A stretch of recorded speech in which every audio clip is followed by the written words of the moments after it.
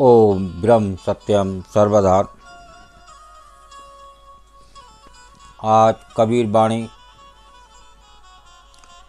के माध्यम से जाने कि जो सुंदर स्त्री के भोग से बचता है वही भक्त कहलाता है। देखिए, भक्त के बारे में एक सही ज्ञान संत से ज़्यादा कौन दे सकता है। एक संत, एक सत्पुरुष जो इस संसार में आते हैं, वो इन वाणी की गहराई को जानते हैं कि वाणी ये वास्तव में क्या संदेश दे रही है। इन जो 10वें द्वार अगम द्वार से वाणी आती हैं, उनकी लीला प्रभु जाने, वो सत्पुरुष जाने, वो गुरु जाने। तो आइए स्मरण करते हैं कबीर वाणी। भग भोग भग उपजय,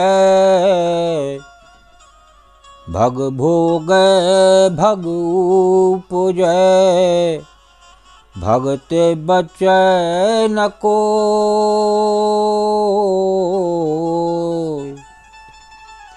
कहें कबीर भगते बचै, कहें कबीर भगते बचै, भक्त कहावै सोय कबीरा, भक्त कहावै सोय। भग भोगै भग उपजय, भगते बचै न कोय। कहें कबीर भगते बचै, भक्त कहावै सोय। कौन भक्त कहलाता है? जो सुंदर स्त्री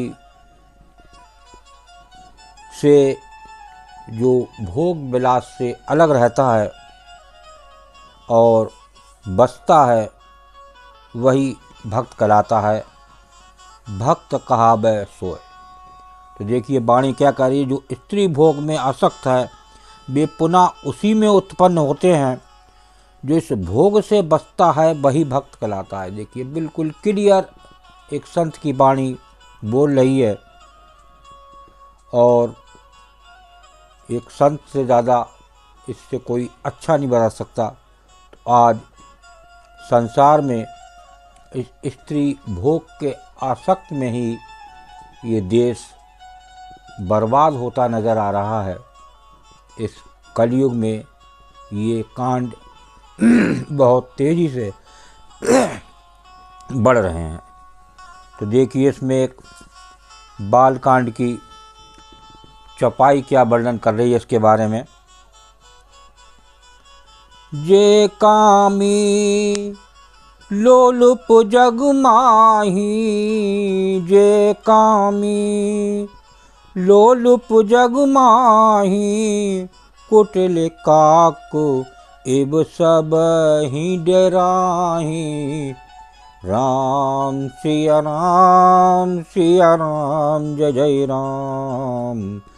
राम सिया राम, सिया राम, जय जय राम। जे कामी लोलुप जग माही, कुटिल काक इव सब ही डेराही। जगत में जो कामी लोभी होते हैं, वे कुटिल कौवे की तरह सबसे डरते हैं। कुटिल काक इव सब ही डेराही। काक कहते हैं कौवे को। देखिए बालकांड की चौपाई भी संदेश दे रही है कि वो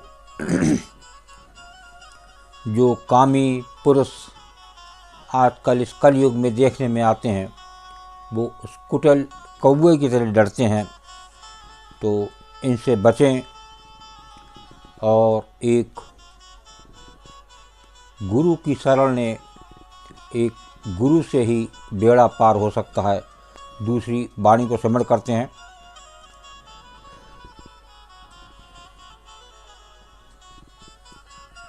तन मन लज्जा तन मन।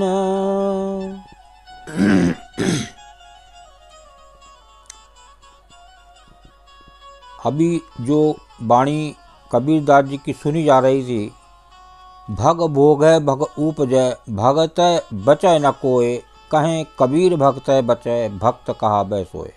ये अभी अभी सिमरण करी और दूसरी बाड़ी को सिमरण करते हैं। तन मन लज्जा ना रहे, तन मन लज्जा ना रहे, काम बान उरसाल।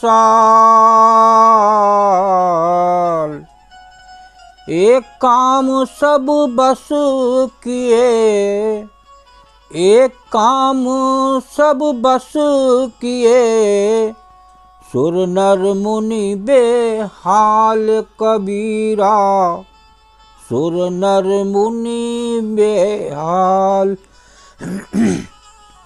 तन मन लज्जा ना रहे, काम बान उरसाल, एक काम सब बस किए, सुर नर मुनि बेहाल। जिसके हृदय में काम बाण लग जाता है, उसे तन मन की लज्जा नहीं रहती। देखिए, जो काम रूपी बाण है, वो जिसके हृदय में लग जाता है, उसे तन मन की लज्जा नहीं रहती। एक अकेले काम ने सुर नर मुनि सबको बस में करके बेहाल कर दिया।